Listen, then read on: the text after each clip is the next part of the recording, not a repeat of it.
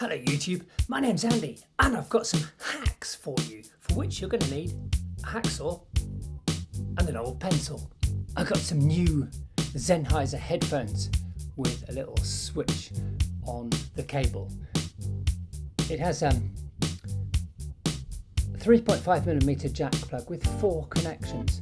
When I plug that into my digital recording studio, I need an adapter to connect it to a 1/4 inch jack plug, which is a stereo jack plug, and it doesn't make a good connection unless it's pulled out very slightly, because we're connecting the 4 contacts on the 3.5mm jack to 3 contacts on the stereo 1/4 inch jack.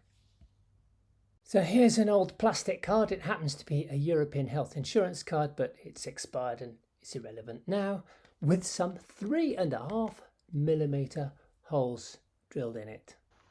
A standard ring binder, hole punch.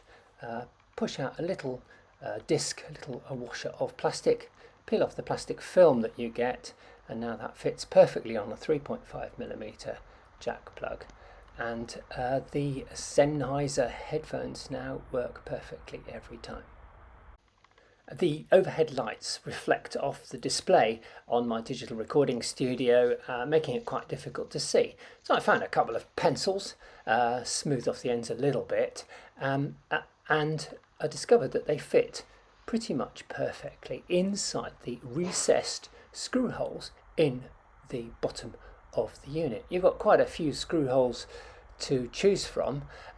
Ideally you'd use pencils with rubbers on the end, so that the little legs now have got rubber feet on the bottom, but now when the unit is stood up on its feet, it's at a different angle, and it doesn't reflect the overhead lights, and I can read what's on the screen. You could put some legs on the front of the unit if you want to lift it up, or use angle plugs. The BR-800 can use USB power. I was just wondering if it was possible to power it from a mobile phone. Well, it turns out that it is possible. I'm not completely convinced about this one. I suspect that my mobile phone battery has been slightly damaged by the experience and doesn't seem to be holding quite as much charge as it used to. However, you can buy portable USB rechargeable batteries. Each track has 8 virtual tracks. Press the track menu, go to V-track. When I record songs, I usually have several attempts at recording the song, and I don't like to delete the previous ones. Occasionally I find myself running out of V tracks.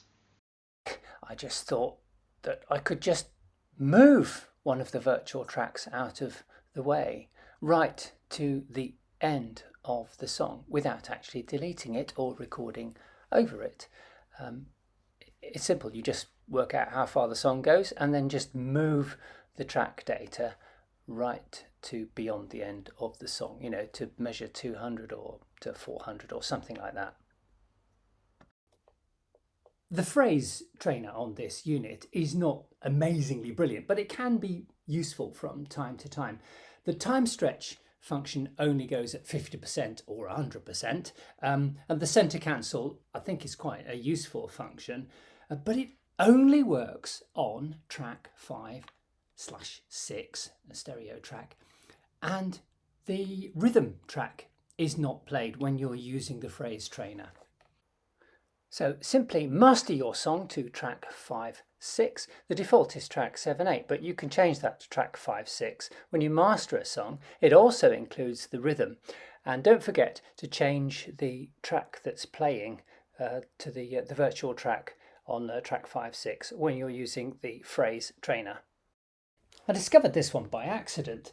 I don't even know if it's in the instruction book, but if we press play, we are listening to an arrangement. This is step 1, but you can go to step 2 by pressing fast forward to step 3 and rewind, etc, etc, etc. So you can step through your arrangement without having to kind of go, you know, to move the cursor across. Just, you can do it with a fast forward, rewind, etc.